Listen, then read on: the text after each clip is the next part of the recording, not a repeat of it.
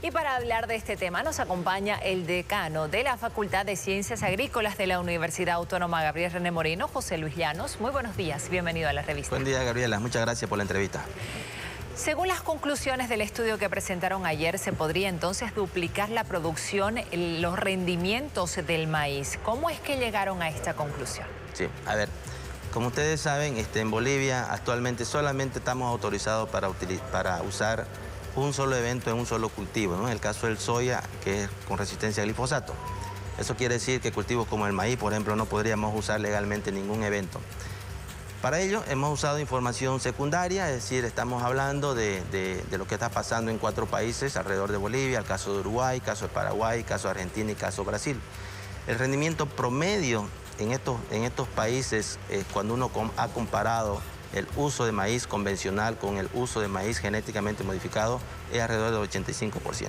¿Qué eventos usan estos países? Estamos hablando de eventos simples, como el caso del BT, que es resistencia a insectos, cogollero principalmente, y estamos también hablando de eventos apilados en un solo material, como el caso del RR más el BT, ¿no?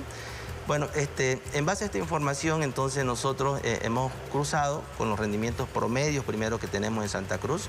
Hoy en día, acá en nuestro departamento, el rendimiento promedio es alrededor de 3 toneladas por hectárea. Si uno aplica esta tasa de crecimiento promedio de estos 4 países, quiere decir que tranquilamente podríamos nosotros llegar a alrededor de 6 toneladas por hectárea, ¿no es cierto? Esto es totalmente factible.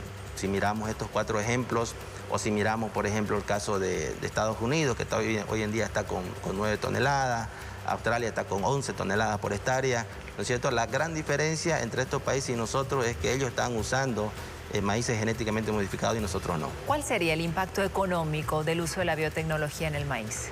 En el caso del maíz, nosotros en el estudio lo que hemos visto es que en términos económicos podemos reducir el costo de producción en $81 por hectárea aproximadamente. ¿De dónde viene este análisis?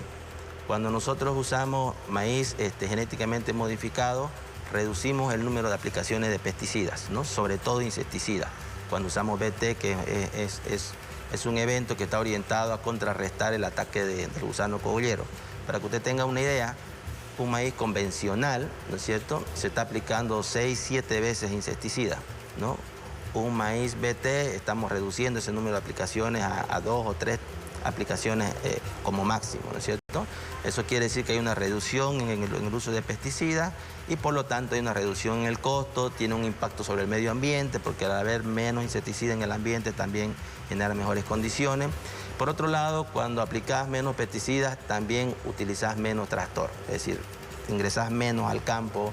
Hay también ahí un impacto técnico porque si ingresas con menos maquinaria al campo vas a evitar problemas de compactación, por ejemplo, reducís el número de diésel, ¿no es cierto?, de la cantidad de diésel que tú utilizas por hectárea. Entonces, si uno suma todo esto, el resultado final es ese, es que nos da más o menos una reducción en el costo de producción de $81 por hectárea, ¿no? Ahora, Señor Llanos, ¿cómo está? Muy buenos días. También se plantea el cambio del reglamento para la aprobación de semillas genéticamente mejoradas en este caso. ¿Cuánto tardaría ahora usarlas de manera legal? Sí, gracias por la pregunta. Justamente en el tema normativo nosotros lo que hemos observado es que hay que trabajar en 2 direcciones. Hay que trabajar en la formulación de un reglamento abreviado que nos permita tener el uso de nuevos eventos en nuevos cultivos, como el caso del maíz, en el menor corto posible. Estamos hablando de un periodo de 2 años.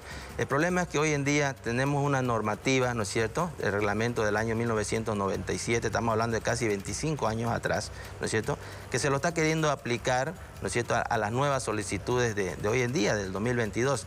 Entonces, es imposible pensar que se quiera evaluar una tecnología de hoy día con un reglamento de hace 25 años. Entonces estamos nosotros planteando una modificación a este reglamento, un reglamento abreviado que nos permita tener eventos aprobados en nuevos cultivos en el menor corto posible. Pero además de eso, también estamos planteando el trabajar en un proyecto de ley, ¿no es cierto?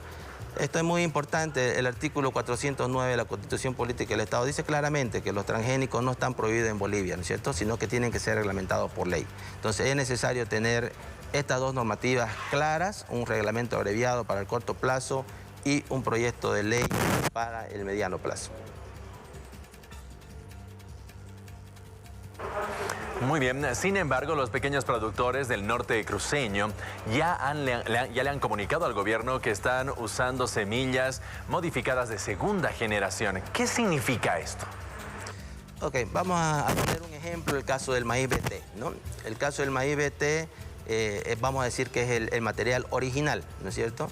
Como hoy en día en Bolivia lamentablemente no está legalmente establecido el uso de estos materiales, ¿qué es lo que está pasando? En algunas zonas, algunos productores han estado realizando trabajos de investigación, es decir, están cruzando, ¿no es cierto?, este material que tiene este evento original BT con un material convencional, ¿no es cierto? Y por lo tanto está saliendo un nuevo material, ¿no es cierto?, que le llamamos de segunda generación, que lógicamente es de mucho menor calidad que un BT original.